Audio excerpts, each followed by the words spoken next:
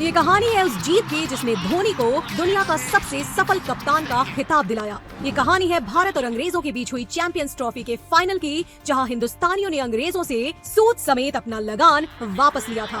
तारीख 23 जून 2013, जगह इंग्लैंड का एजबेस्टन मैदान। एक तरफ इंग्लैंड की भारी भरकम बैटिंग लाइनअप वाली टीम और उसके घरेलू दर्शक, और दूसरी तरफ थी आईपीएल फिक्सिंग से हुई बदनामी झेल रही भारतीय टीम। दोपहर को शुरू होने वाले इस मैच में दर्शकों के आने से पहले बारिश आ गई। शाम तक बारिश रुकी तो 50 ओवर के मैच को घटाकर 20-20 ओवर का कर दिया गया। टूर्नामेंट में पहली बार सिक्का धोनी के पक्ष में नहीं रहा, क्योंकि ओवरकास्ट कंडीशन थी, इसलिए इंग्लैंड ने एक पल भी गवाए बिना फील्डिंग करने का निर्णय ले लिया। पूरे टूर्नामेंट में जबरदस्त शुरुआत दिलाने वाली धवन और रोहित की जोड़ी फाइनल मैच में फेल हो गई।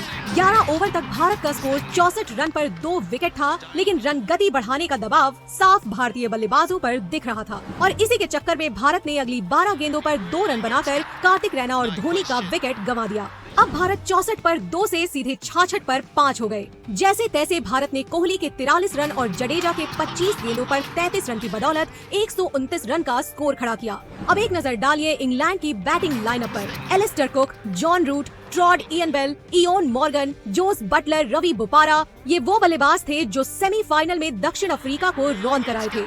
सभी को लग रहा था ये मैच एक तरफा होने वाला है, जिसे इंग्लैंड बड़ी ही आसानी से जीत जाएगी। इंग्लैंड को पहली बार आईसीसी टूर्नामेंट जीतने के लिए महज 130 रन बनाने थे। वहीं भारत को अपने दामन में लगे सभी दाग धोने के लिए 129 रन बचाने थे। यहीं से शुरू होती है असली कहानी, जहां आपको भी पता चलेगा कि कैसे धोनी अपनी कप्तानी और कीपिंग के दम पर हारी हुई बाजी भी जिता सकते हैं।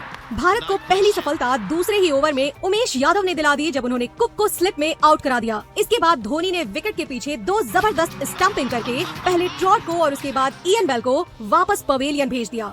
इंग्लैंड ने 46 रन पर अपने 4 विकेट गंवा दिए थे और अब वो मुश्किल में फंस चुकी थी, लेकिन मॉर्गन और बोपारा खूंटा गाड़ कर पिच पर खड़े हो गए और भारत मैच से दूर होने लगा। खासकर भारत के प्रमुख गेंदबाज ईशांत शर्मा की आज इंग्लैंड के बल्लेबाज ने जमकर कुटाई कर दी। इंग्लैंड को अब अंतिम 18 गेंदों पर 28 रन चाहिए थे और उनके 6 विकेट बचे हुए थे। जैसे ही 18वां ओवर करने के लिए धोनी ने ईशांत शर्मा को बुलाया, तो पूरे भारत में टीवी से चिपके करोड़ों लोग और कमेंट्री बॉक्स में बैठे क्रिकेट पंडित सभी ने एक ही स्वर में कहा कि यहाँ धोनी ने गलती कर दी है। और जैसे ही अगली 2 गेंदों पर एक छक्का समेत 8 रन देकर ईशांत शर्मा ने भारत को मैच से बाहर कर दिया, तो सबको ये लगने लगा अब धोनी ने ये बहुत बड़ी गलती कर दी है। लेकिन इसके बाद ईशांत ने अगली 2 गेंदों पर मॉर्गन और बोपारा को आउट करके धोनी के फैसले को बिल्कुल सही साबित कर दिया। जो लोग अभी धोनी को सवालों के घेरे में खड़े कर रहे थे, अब उन्हें मास्टरमाइंड बताने लगे।